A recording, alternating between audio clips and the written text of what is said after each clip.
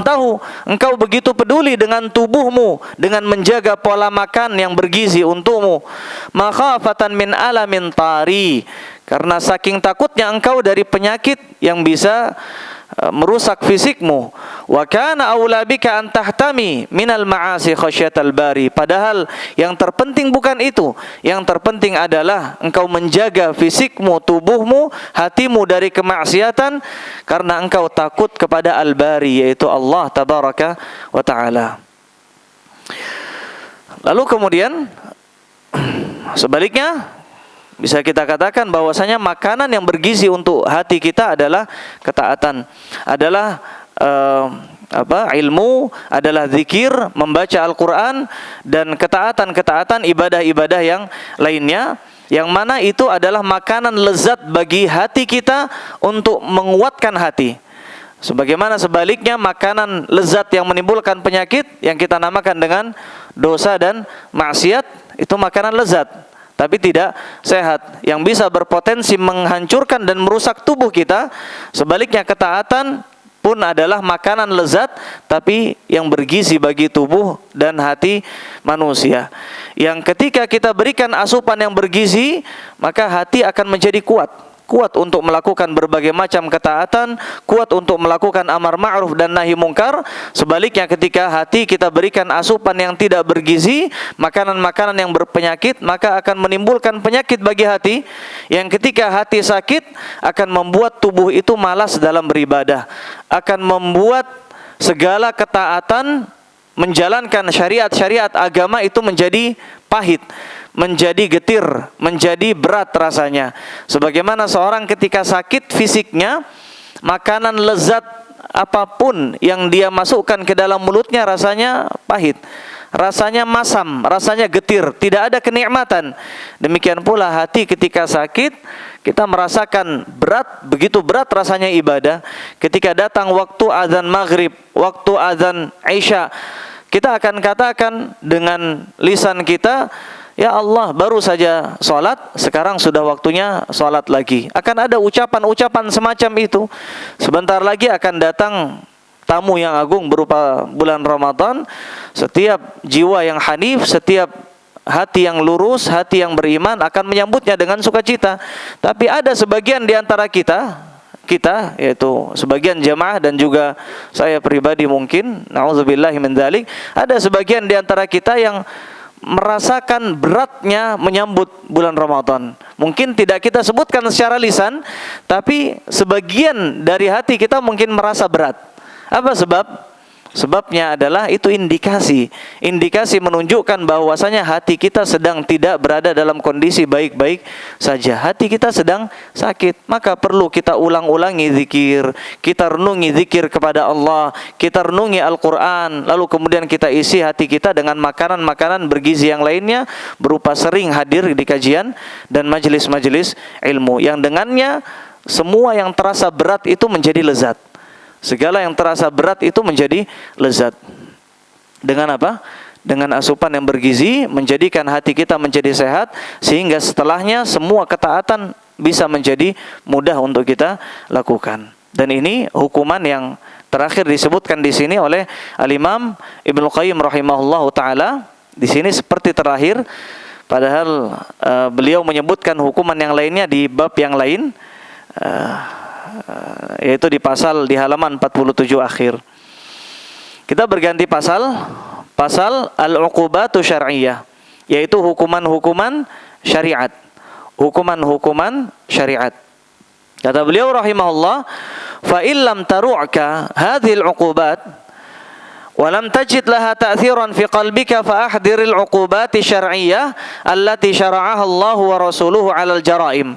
Kata beliau rahimahullah, dan jika seandainya engkau tidak juga terpengaruh, jika hatimu tidak juga terketuk dengan hukuman-hukuman yang baru kita sebutkan, yang sudah kita sebutkan, berapa banyak itu hukumannya? Ada 50 sekian hukuman yang telah kita sebutkan, yang dinamakan, yang beliau sebutkan dengan uqubat al-qadariyah, hukuman-hukuman takdir, hukuman-hukuman yang telah Allah takdirkan sebagai hukuman bagi para pelaku dosa dan maksiat. Dan itu sudah kita jelaskan, yang 50 itu disebut dengan uqubat al-qadariyah. Apa maksud uqubat al-qadariyah? Hukuman-hukuman yang telah Allah takdirkan ada sebagai hukuman bagi para pelaku maksiat. Bagi para pelaku maksiat, hukuman itu pasti terjadi. Adapun di sini beliau jelaskan dalam pasal uqubat syar'iyah, maksudnya adalah hukuman-hukuman syariat, atau bahasa lainnya hukum-hukum had.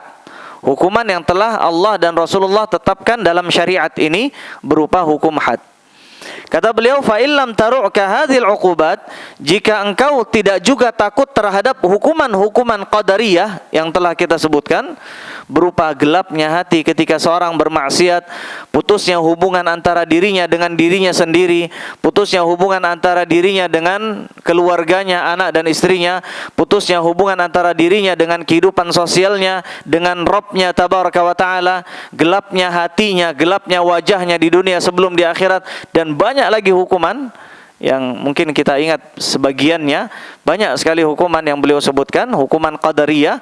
Kalau seandainya hukuman itu, begitu banyak hukuman itu, tidak juga mengetuk hatimu untuk segera bertaubat, walam tajid laha ta'thiran fi qalbika, dan hatimu juga tidak terpengaruh dengan hukuman-hukuman tersebut, fahdiril uqubati syar'iyyah allati syara'aha Allah wa rasuluhu 'alal jaraim, maka setidaknya bayangkan, hadirkan dalam hatimu tentang hukuman-hukuman syariat. Apa hukuman syariat tadi? Berupa hukum had. Allati syara'aha Allah wa rasuluhu 'alal jaraim, yang telah ditetapkan oleh Allah dan Rasulullah sallallahu alaihi wasallam kepada pelaku maksiat, kepada pelaku kriminal. Jaraim maksudnya adalah kriminal, perilaku kriminal. Kata beliau, kama qata'a, dan yang seperti ini ketika seorang tidak juga terketuk dengan hukuman qadariyah, itu bisa kita bayangkan. Mungkin sebagian di antara kita bisa membayangkan hati semacam itu, hati yang ketika kita bacakan banyak sekali hukuman-hukuman qadariyah, hati semacam itu ya sudah seperti hati yang keras, seperti hati yang membatu, hati yang sama sekali lemah imannya ketika tidak takut dengan hukuman-hukuman qadariyah. Itu hati yang keras, hati yang begitu keras, dan kita mohon kepada Allah agar Allah jadikan hati kita menjadi hati yang lembut, hati yang mudah untuk menerima nasihat dan mudah untuk kembali kepada kebaikan. Kata beliau, kalau seandainya tidak takut, maka bayangkan hukuman syariat. Kama qata'al yada fi sariqati thalathati darahim, seperti hukuman had, potong tangan. Kama qata'al yada, sebagaimana syariat menghukum pencuri yang mencuri dengan nisabnya 3 dirham. 3 dirham. Jadi ketika seorang mencuri tidak langsung dipotong tangan dalam hukum had, tidak langsung potong tangan, ada yang namanya nisab. Sebagaimana zakat ada nisabnya, mencuri pun ada nisabnya, dan nisabnya adalah 3 dirham, atau sebagian menyebutkan 1/4 dinar. Kalau 1 dinar itu sebagian menyebutkan 1/4 dinar. Kalau 1 dinar nilainya 4,25 gram, berarti ya 1/4 dari itu. 1/4 dari itu satu di 1/4 dinar, maksudnya itu nisab dari pencurian. Seorang kalau mencuri 1/4 dinar atau 1/4 dari 4,25 gram, 4,25 gram berapa? 1 gramnya emas sekarang anggap saja 1 juta ya. Kalau 1 juta sekian, saya tidak pandai hitung-hitungan matematis. Anggap saja 1 juta, berarti 4,25 gram 4.250.000. Artinya ketika seorang mencuri 1/4 dari 4,25 gram, mencuri hujan ya. Allahumma shalli wa nafian. Kalau mencuri ya sekitar 1 juta lebih, 1 juta lebih, maka sudah mencapai nisab, maka saat itu dipotong tangannya. Di bawah itu maka tidak sampai kena hukuman potong tangan. Hukuman yang lainnya disebut dengan ta'zir, tidak masuk dengan hukum had. Akan tapi hukum had ketika seorang mencuri dan mencapai nisab, yaitu berupa 3 dirham atau 1/4 dinar, maka syariat memotong tangannya. Wa qata'al yada, dan syariat memotong tangan, warijlah, dan kaki, fi qat'i tariq ala ma'sumil mal wa nafsi, pada pelaku perampokan yang menghabiskan menghabisi harta dan jiwa seseorang. Dan ini kalau bahasa kita mungkin seperti rampok atau seperti begal ya. Begal yang tanpa ragu menghabisi harta dan jiwa korbannya. Ini ada hukuman hadnya. Hukuman hadnya adalah potong tangan dan potong kaki secara bersilang. Artinya kalau yang dipotong tangan kanannya, maka yang dipotong kaki kirinya juga. Ketika dia dipotong tangan kirinya, maka dipotong kaki kanannya sebagai hukum had. Sebagai hukum had. Kata beliau, wasyaqqal jalda, dan mencambuk dengan cambukan, bisauti, dengan cambukan, ala kalimatin qadhafa bihal muhsan, atas pelaku fitnah, orang yang menyebarkan fitnah, melakukan tuduhan zina bagi orang baik. Seorang yang baik-baik kemudian dituduh dengan tuduhan zina, maka orang yang melakukan tuduhan tersebut layak untuk mendapatkan hukum had berupa cambukan. Hukum had berupa cambukan. Au qatrati khamrin yudkhiluha jawfahu, atau satu tetes minuman keras, satu tetes khamar, minuman beralkohol, yudkhiluha jawfahu, yang dia masukkan ke dalam mulutnya, maka dia pantas untuk mendapatkan hukuman jalad. Hukuman jalad itu artinya hukuman cambuk, dan ulama berbeda pendapat berapa banyak hukuman cambuk yang diberikan kepada peminum khamar. Kalau dalam kekhalifahan Umar bin Khattab, mereka diberikan cambuk sebanyak 80 kali. Tapi dalam pemerintahan kekhalifahan Abu Bakar As-Siddiq hanya diberikan jalad sebanyak 40 hukum cambuk. Dan ini berdasarkan dilihat pada situasi dan kondisi pada saat itu. Ketika memang sudah tersebar banyak sekali orang yang melakukan kemaksiatan yang serupa, maka perlu hukuman yang lebih parah, agar orang lain ketika ingin melakukan hal yang serupa takut. Sebelum melakukan hal serupa, dia bayangkan hukuman cambuk yang tidak main-main sebanyak 80 kali misalkan, atau yang semacamnya. Ini kembali kepada waliul amr. Dan Rasulullah SAW sendiri tidak menetapkan hukum jalad khusus dengan jumlah bilangan tertentu pada peminum khamar. Kata beliau, waqatla bil hijarati ashna'a qitlatin fi ilajil hasyafati fi farjin haram.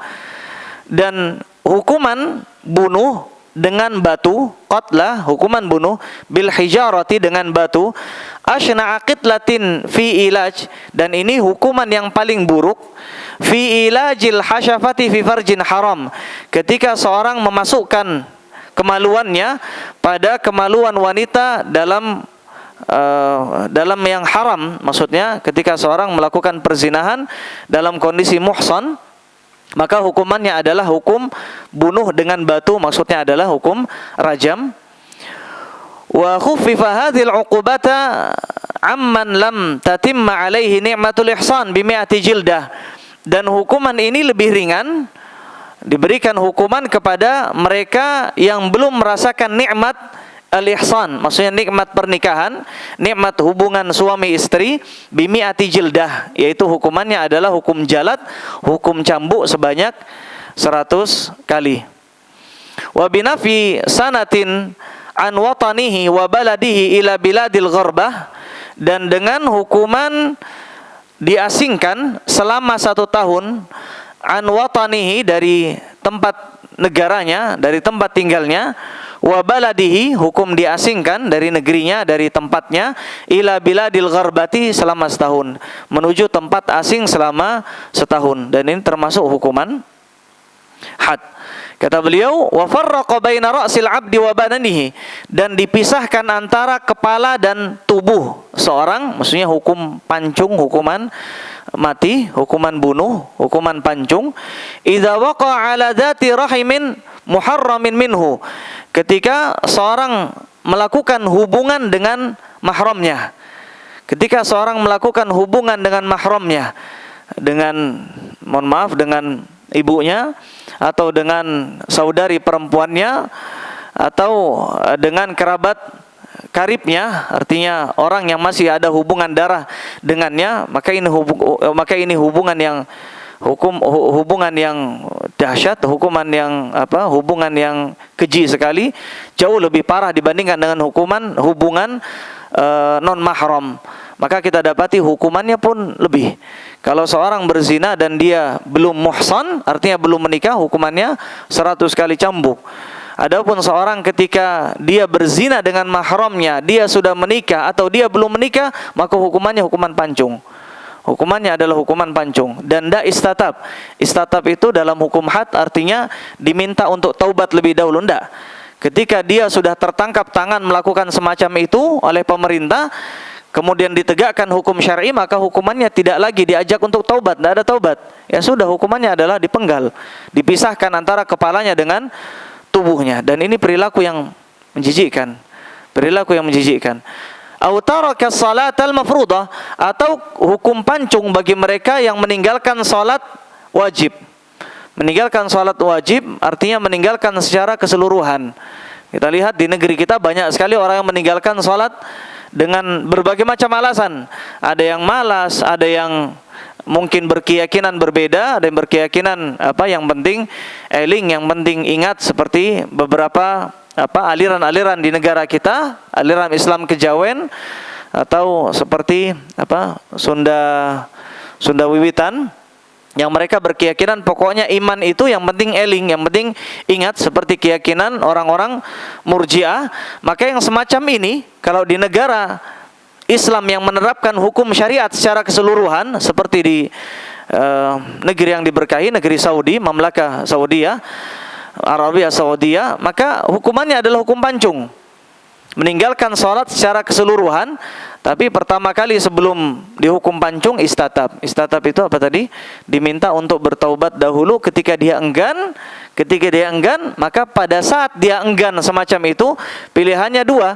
Pilihan yang pertama adalah bisa jadi dia menghalalkan, bisa jadi dia menganggap salat itu bukan satu syariat, kewajiban, maka itu sama saja dengan perkataan kufur.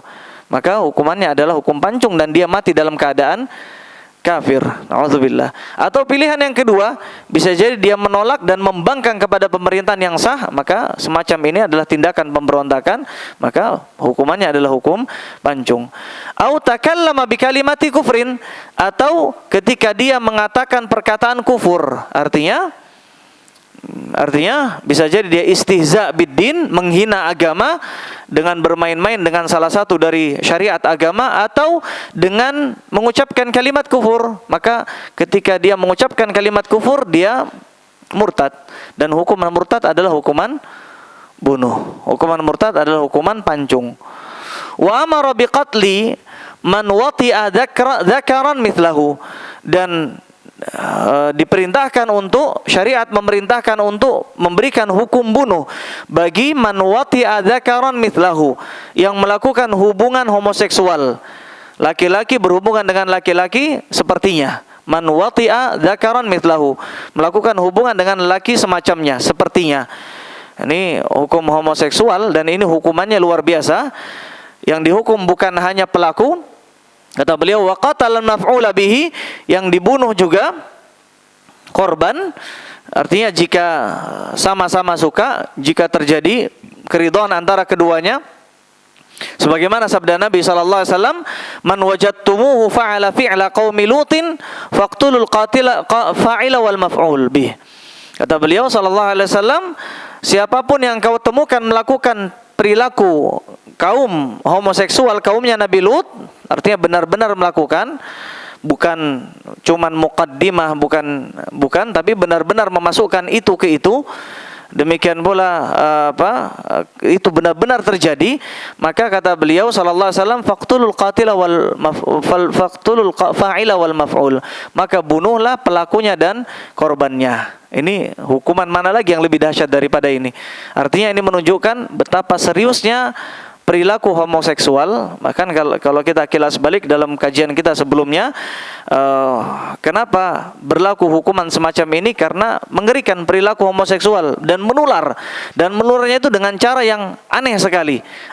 Korban ketika pernah dilakukan seperti itu, maka korban pun akan menjadi pelaku di hari berikutnya, di masa depan dia pun akan menjadi pelaku. Bahkan ketika Nabi Lut berdakwah, berapa yang menerima dakwah Nabi Lut?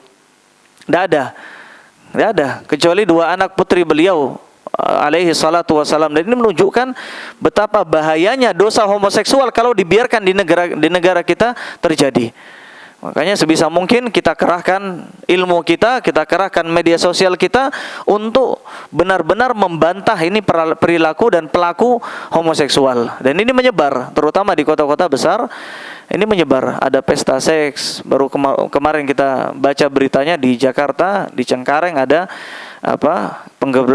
penggerbekan di semacam apartemen seperti itu, laki-laki sama laki-laki, naudzubillah min dzalik. Dan kata beliau, wa amara biqatli man ata bahimatan, dan syariat memerintahkan untuk membunuh siapapun yang mendatangi hewan, maksudnya melakukan hubungan dengan hewan. Ini kelainan seksual yang lain. Tidak bisa kita bayangkan. Wa amara biqatli man ata bahimah, yang melakukan hubungan dengan bahimah. Bahimah itu binatang.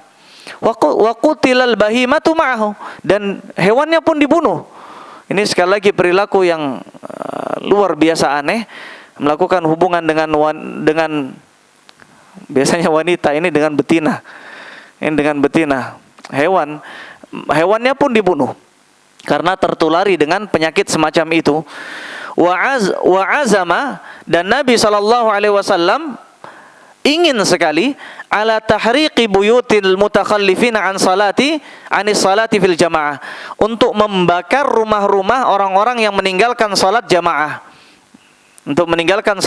Dan ini disebutkan dalam hadis beliau sallallahu alaihi wasallam. Beliau katakan, laqad hamamtu an amura bi rajulin fatuqamus shalah. Aku ingin sekali, kata Nabi, hamamtu, ingin sekali untuk menyuruh sebagian orang untuk mendirikan salat, kemudian menyuruh sebagian di antara mereka untuk menjadi imam. Ada azannya, ada iqamahnya, kemudian ada imam pilihan Nabi SAW. Mereka lakukan salat jamaah.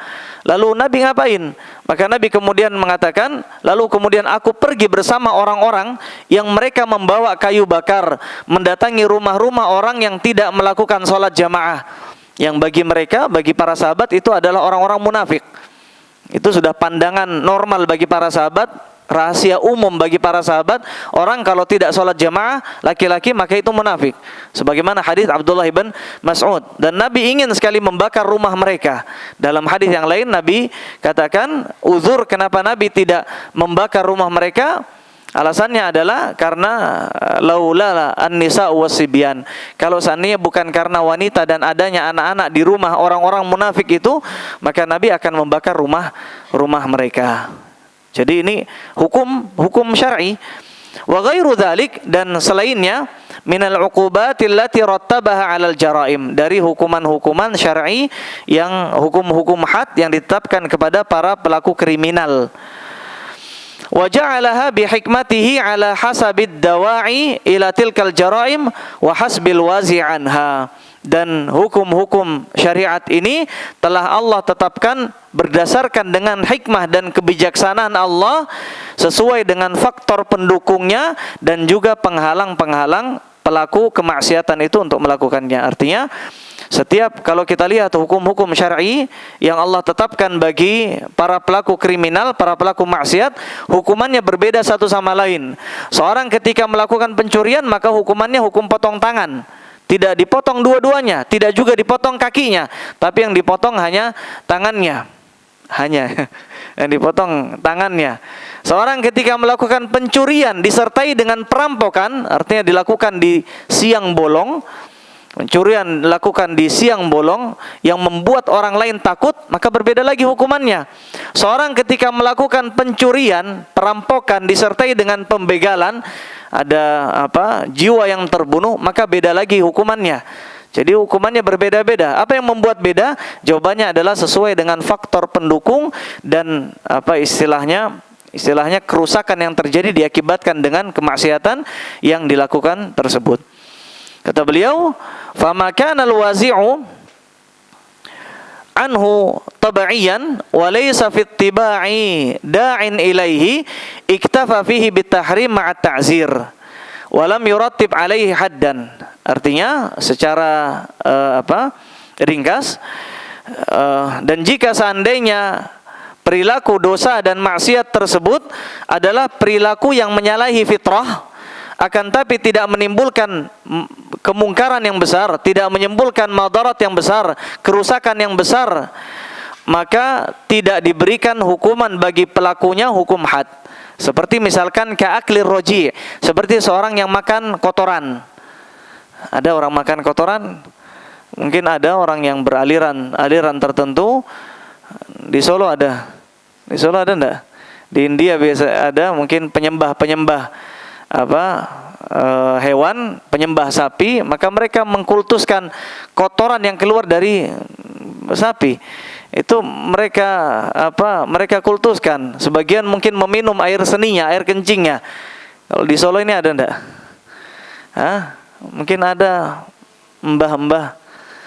Mungkin ada, Allahu alam, mungkin hanya diusapkan saja. Yang pelaku semacam ini mungkin hanya berlaku hukum ta'zir. Dan hukum ta'zir ini hukuman yang ditetapkan oleh pemerintah setempat, yang tidak sampai levelnya, kejamnya tidak sampai seperti hukuman had.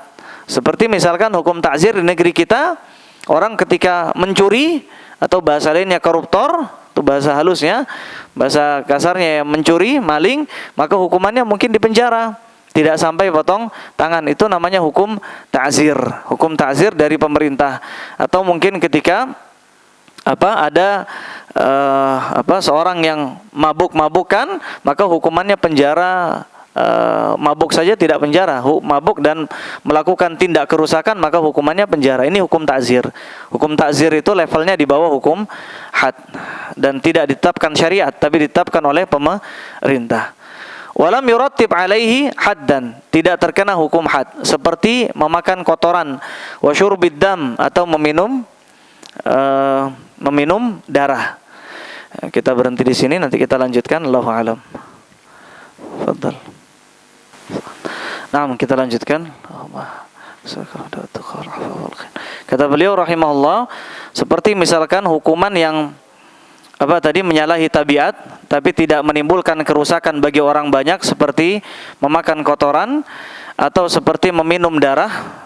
Kalau bahasa kita mungkin seperti makan darah ya, makan didih ya kata orang ya.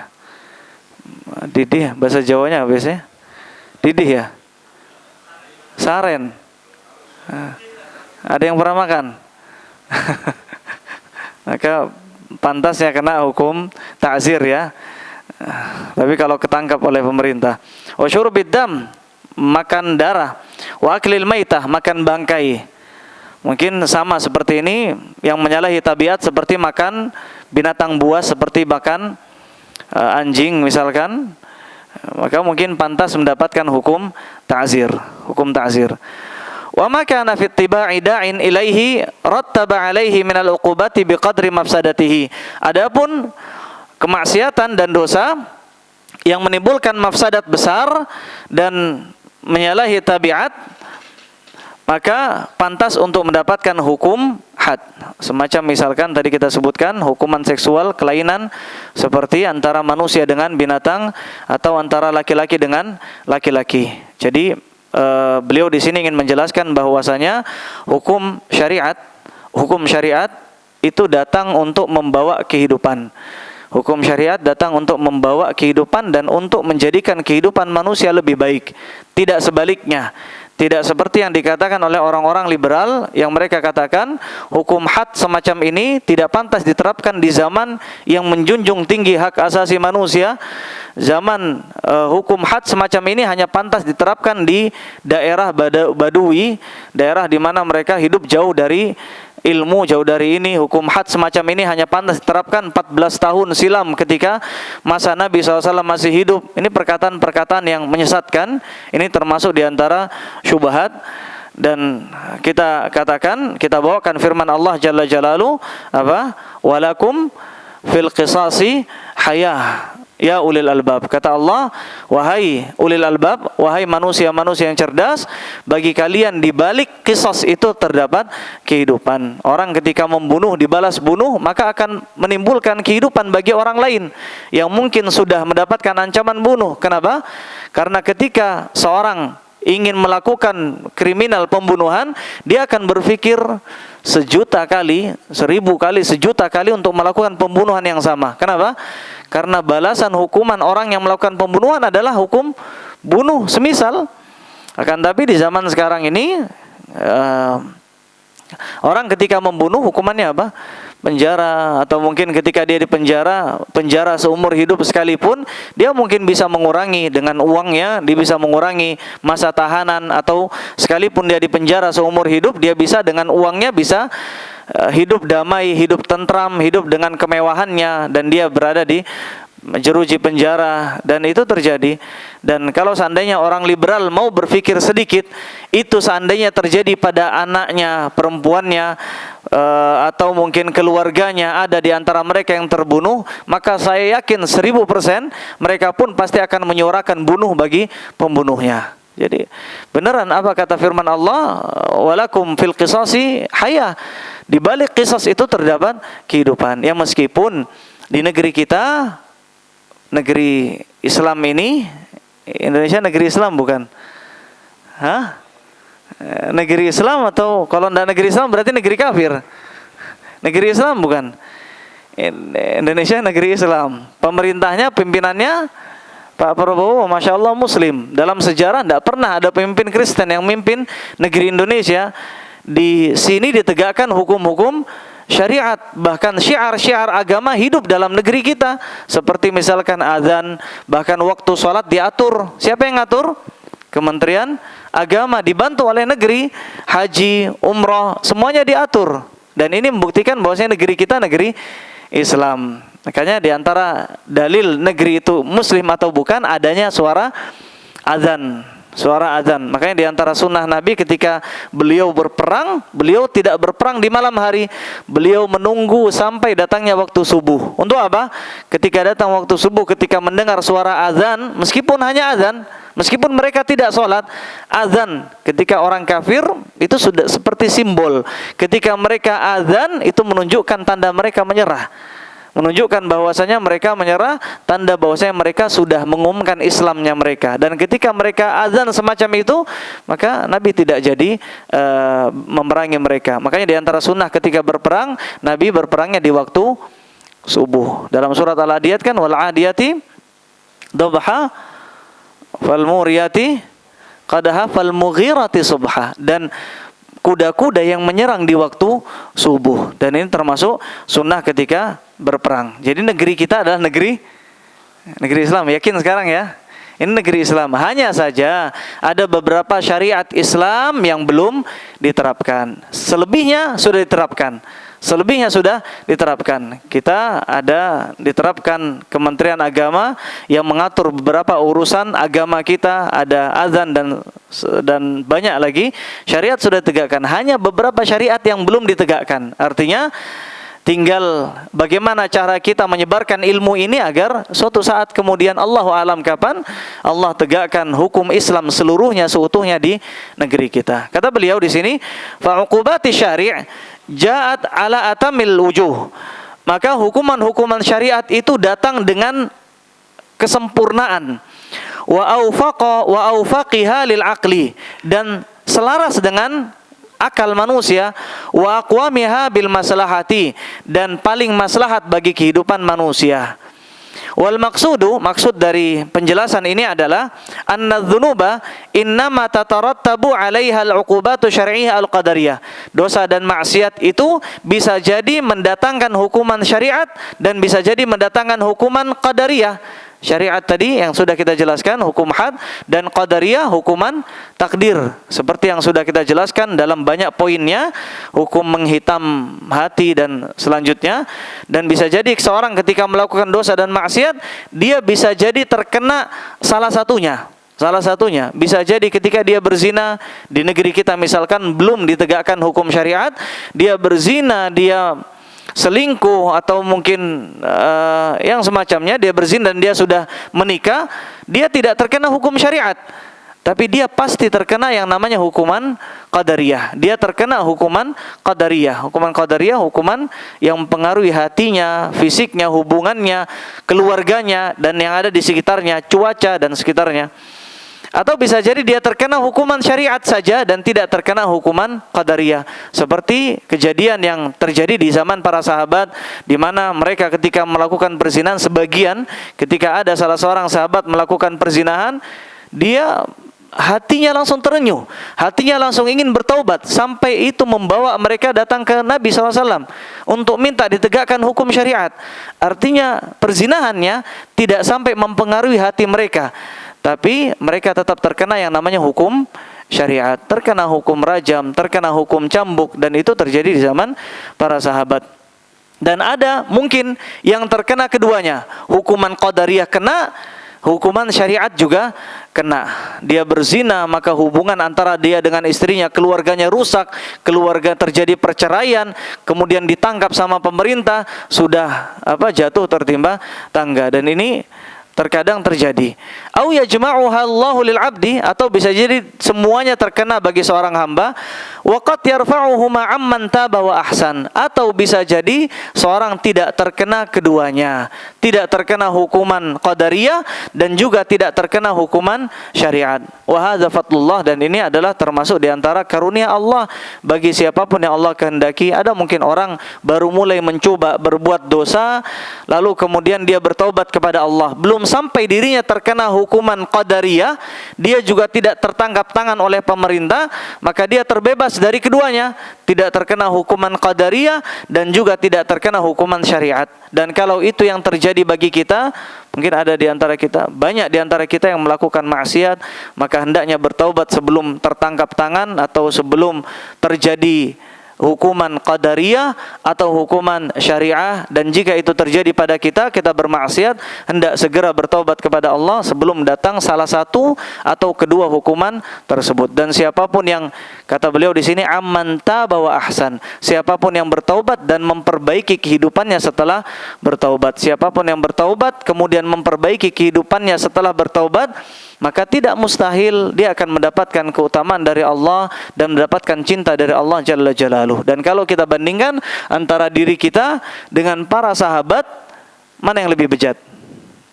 Mana yang lebih bejat? Kita atau para sahabat? Para sahabat ketika mereka bermaksiat dahulu, sebelum mereka bertaubat, sebelum mereka hijrah, mereka lebih bejat. Kita ada yang membunuh? Kayaknya enggak ada. Enggak ada ya? Atau ada yang mantan membunuh? Ada yang membunuh anak putrinya sendiri? Enggak. Tapi para sahabat ada yang membunuh Nabi. Sahabat, sebagian di antara mereka dahulu ketika masa-masa jahiliyah, Umar bin Khattab dan sebagian sahabat yang lain, mereka pembunuh. Bahkan mereka pun ingin membunuh Nabi SAW. Kita tidak sampai ke tahapan semacam itu. Kita tidak sampai ke tahapan semacam itu. Artinya apa? Ketika para sahabat tabawa ahsan, bertaubat dan benar-benar merubah kehidupannya 360 derajat, Allah mencintai mereka dan tidak disebutkan nama sahabat, kecuali setiap dari kita menyebutkan radhiyallahu taala anhum wa ardahum, dipuji, mendapatkan pujian, dan itu membuktikan cinta Allah kepada mereka. Dan kita pun bisa, ketika kita melakukan dosa dan maksiat, kemudian kita bertaubat dan memperbaiki kehidupan kita sebelum datangnya bulan Ramadan, tidak mustahil Allah akan izinkan kita berjumpa dengan bulan Ramadan, dan itu yang kita inginkan. Allah akan izinkan kita bertemu dengan Lailatul Qadar, lalu kemudian Allah akan izinkan kita beribadah full pada saat Lailatul Qadar, dan itu terjadi atas taufik dan hidayah Allah Jalla Jalaluh, yang dengannya Allah angkat derajat kita di dunia sebelum di akhirat. Tidak ada yang mustahil bagi Allah Jalla Jalaluh. Ini yang mungkin kita bisa sampaikan. Allahu alam. Ada tambahan atau ada pertanyaan dari jamaah mungkin? Kalau tidak ada mungkin cukup. Ada? Allahu alam. Ini yang mungkin bisa kita sampaikan. Wassallallahu wasallam ala nabiyina Muhammad wa ala alihi washabihi ajma'in. Subhanakallahumma bihamdik asyhadu an la ilaha illa anta astaghfiruka wa atubu ilaik. Akhiru da'wan alhamdulillah. Assalamualaikum warahmatullahi wabarakatuh.